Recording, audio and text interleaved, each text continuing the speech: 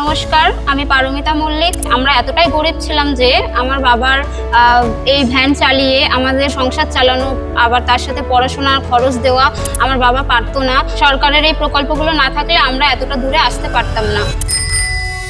সরকার থেকে আমি খাতা পেয়েছি, বই পেয়েছি, এগুলোর মাধ্যমে আমি আমার পড়াশোনা চালিয়ে যেতে পেরেছি।